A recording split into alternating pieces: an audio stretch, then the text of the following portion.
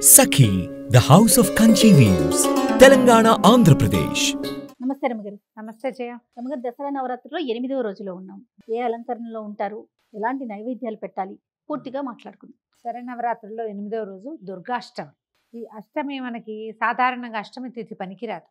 ఏ దశలోనూ మనం అష్టమి నాడు ఎక్కడికి వెళ్ళకూడదు, అష్టమి నాడు అష్టకష్టాలు వస్తాయి, ఇలాంటివి చెప్పుకుంటాం. కానీ రెండు ప్రత్యేక అష్టములు చాలా విశేషంగా జరుపుకుంటాం. ఒకటి కృష్ణాష్టమి, రెండోది దుర్గాష్టమి. దుర్గా ఈమె ఏంటంటే దుర్గముడు అనే ఒక రాక్షసుణ్ణి సంహరించటానికి జన్మించిందని, అంటే ఆ పూటకి అవతరించింది అమలోంచి. సింహవాహిని అష్టభుజిగా కనబడుతుంది 8 చేతులతోటి. ఈ రోజున ఇంద్రకీలాద్రి కనకదుర్గ అమ్మవారి దేవస్థానంలో అమ్మవారిని దుర్గా స్వరూపంలో అలంకరిస్తారు. మామూలుగా మనకు అమ్మవారే కనకదుర్గ కదా. మొదటి రోజున స్వర్ణ కవచాలంకృత దుర్గ వేయటం పూర్వాచారంగా ఇది వరకు ఆచారంగా చేసేవారు. ఇప్పుడు కొంచెం దాంట్లో కొంత మార్పు వచ్చింది. ఈ బయట మనం అమ్మవారి స్వరూపాలు ఎక్కడైతే అవతారాలు వేస్తున్నారో అక్కడ ఈ దుర్గా స్వరూపంలో లోపల ఉన్న అమ్మవారికి కొంచెం దగ్గర పోలికల్లో ఉండేటట్టుగా సింహవాహిని లేదా వ్యాఘ్రవాహినిగా అమ్మవారిని అలంకరిస్తారు. ఈ అష్టభుజి 8 భుజాలతోటి ఆమెను చూస్తేనే భయం వేస్తుంది. ఇవి ఏమైనా ఘటనా సమర్థురాలుగా కనపడుతుంది. ఎక్కడా జరగంది ఇక్కడ జరిగిపోతుంది. ఈ దుర్గముడు అని రాక్షసుడి పేరు చెప్తారు కదా. అవునండి. ఈ రాక్షసుడు దుర్గముడు అంటే ఏ పక్కకి వెళ్ళనివ్వని వాడు. తెరిపి లేదు వాడితో ఉంటే. మనకి ఉద్యోగంలో ఏం చేయాలో తెలీదు, సంసారంలో ఏం చేయాలో తెలీదు, సమాజంలో ఏం చేయాలో తెలీదు, దారి కనపడదు, దిక్కుతోచని పరిస్థితులు మన జీవితంలో ఎదురుపడవు. మరి మీకు 2-3 సంవత్సరాల వయసు అప్పటి నుంచి మరణం వరకు మనం ప్రతిసారి ఎదుర్కొంటాం. అవును. ప్రతి దశలోనూ అగమ్యగోచరమైన స్థితి, ఎటెళ్లాలో తెలీదు. పట్టుకుంటే పాము కోపం, విడవమంటే కప్ప కోపం. ఇప్పుడు జీవితం అలాగే ఉంటుంది. ఈ పని చేయకపోతే వాళ్ళకి నచ్చదు, ఆ పని చేద్దామంటే వీళ్ళకి నచ్చదు. మధ్యలో ఒక విపత్కర పరిస్థితులు వస్తాయి. ఎగదీస్తే గోహత్య, దిగదీస్తే బ్రాహ్మణ హత్య. జీవితం ఎప్పుడు ఇలాగే ఉంటుంది. ఇలాంటి దుష్కరమైన స్థితిలో దుర్గమమైన పరిస్థితులలో దుర్గని ఆరాధిస్తే ఈ పరిస్థితుల నుంచి మనని బయటపడేస్తుంది. అమ్మవారికి పులిహార నివేదన పెడతారు. కట్టు పొంగలి చాలా విశేషంగా చెప్తారు ఈ రోజున. మామూలుగా మనం రోజువారీ పెట్టేటువంటి వడపప్పు, పానకం, పళ్ళు, ఫలాలు, పాలు, ఇవి 9 రోజులు పెట్టుకుంటాం కదా. పానకం, వడపప్పు పెట్టుకుంటాము. మన పులగం కూడా 9 రోజులు పెట్టుకోవచ్చు. ఈ రోజున అమ్మవారికి ప్రత్యేక నివేదనగా మనం కట్టు పొంగల్ చేయొచ్చు, లేదా పులిహార చేయొచ్చు. మన ప్రాంతాచారాన్ని బట్టి పులిహార కూడా కొన్ని చోట్ల కనపడుతుంది. అమ్మవారికి ప్రధానంగా కట్టు పొంగల్ పెడతారు. కట్టు పొంగల్ అంటే పెసరపప్పుతో చేస్తాం కదా, మిరియం పొంగల్ అంటారు. అవును. పెసరపప్పు పొంగలి మీ అవకాశాన్ని బట్టి అది చేసుకోవచ్చు. అయితే ఈ అమ్మ ఏ స్థితిలో నుంచైనా కాపాడేస్తుంది. ఎన్ని రకాల స్తోత్రాలు ఉన్నాయో దుర్గా సప్తశతిలో నుంచి తీసుకున్న దుర్గా సప్తశ్లోకి, తర్వాత ధనుంజయకృత దుర్గా స్తోత్రం, దుర్గా ద్వాత్రింశన్ నామావళి, 32 నామాలు, దుర్గా దుర్గార్తిశమని, దుర్గాపద్వినివారిణి, దుర్గమచ్చేతిని, దుర్గసాధిని, దుర్గనాశిని, అన్ని దుర్గలతోటే వస్తాయి. ఎంత అద్భుతంగా ఉంటుందో. అమ్మవారే స్వయంగా చెప్పిందట, ఈ ద్వాత్రింశన్ నామావళి చదవండి, చదివితే ఎలాంటి విపత్కర స్థితుల్లో నుంచైనా నేను రక్షిస్తాను. ఈ రోజున ఇప్పటిదాకా మనం ఒక రకంగా చేసుకున్నామా, ఈ రోజున ఏం చేయొచ్చు మనం? ఈ నామావళిలో నుంచి ఏదో ఒకటి తీసుకోండి. లలితా సహస్రనామము, ఖడ్గమాల చదువుకోవచ్చు, త్రిశతి చదువుకోవచ్చు. దుర్గకి ప్రత్యేకంగా చెప్పబడినటువంటి ఇవి చదవచ్చు. అయితే దుర్గా సప్తశతిలో 700 శ్లోకాలు ఉంటాయి. సప్తశతి 700 శ్లోకాలు ఈ రోజున మనం పూర్తి చేయగలమా లేదా అనేది మీ అవకాశాన్ని బట్టి చూసుకోండి. ఓపికగా చేయదలుచుకుంటే కనుక ఏదైనా ఇంటి చుట్టుపక్కల దేవాలయాల్లో ఎక్కడైనా అమ్మవారి చిండి యాగాలు అవి జరుగుతుంటే అక్కడ దర్శనం చేసుకోండి. త్రిరాత్ర వ్రతం చేసే వాళ్ళకి ముందు రోజు, నిన్న సాయంత్రం నుంచి త్రిరాత్రం మొదలు పెడతాం మనం. అవునవును. సరస్వతి పూజ నాటి రాత్రి, సప్తమి, అష్టమి, నవమి 3 రాత్రులు చేస్తాం కదా. ఇది 2వ రాత్రి అవుతుందన్నమాట. ఈ 2వ రాత్రికి మనం దుర్గనే పూర్తిగా పూజ చేసుకోవచ్చు. ఏ అవకాశం ఉన్నా కూడా దుర్గాష్టమిని వదిలిపెట్టకండి. ఇప్పుడు ఈ రోజున మనం పూజించే అమ్మ ఏమంటారు, మన నవదుర్గలలో అమ్మవారు. ఈ అమ్మ 9 సంవత్సరాలు ఉండాలి బాలికకి. 8వ రోజున పూజించే బాలిక, 9వ రోజున పూజించే బాలిక కూడా 9 ఏళ్లే. అయితే ఈ 9 ఏళ్ల ఈ బాలికని గనక మనం అర్చిస్తే ఈ రోజున దుర్గాష్టమి రోజున ఏమన్నంటే ముక్తి లభిస్తుందట, మోక్షప్రదాతగా ఉంటుంది. మోక్షం అనగానే ఏంటి, మన ప్రయాణం భగవంతుని వైపుకు వెళ్ళిపోతుంది.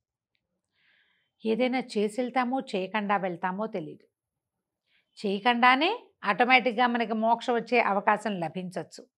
చేయడానికి ఏదైనా మార్గం కనపడచ్చు.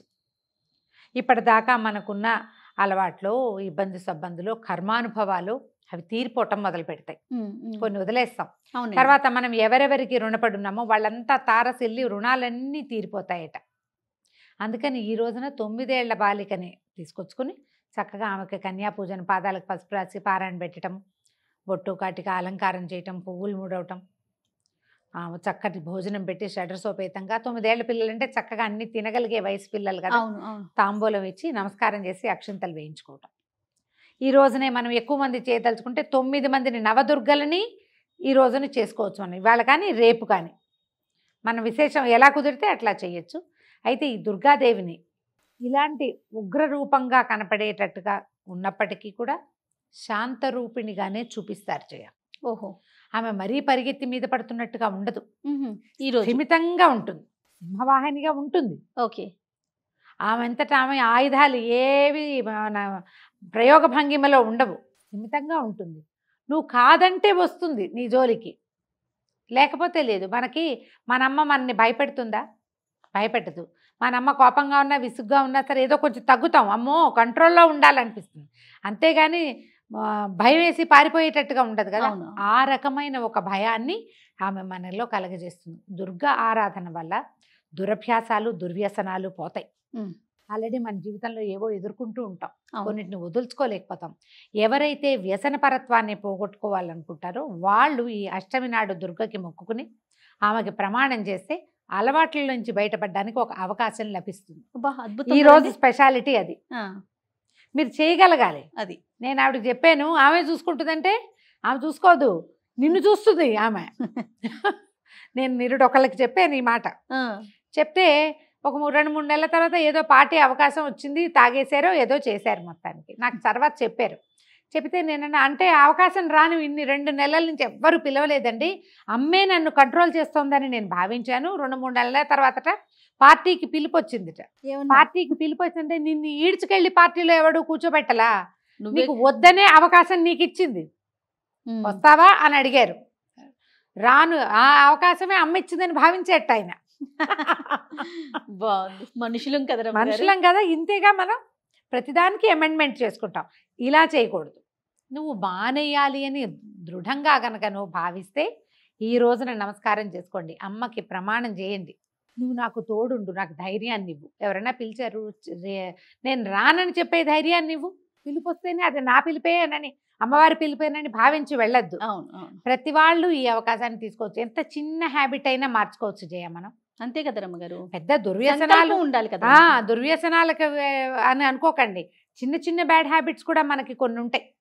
మాట్లాడటమో, తింటామనో, ఎక్కడికి వెళ్ళకపోవటమో, లేదా ఎక్కడికైనా వెళ్ళిపోవటమో,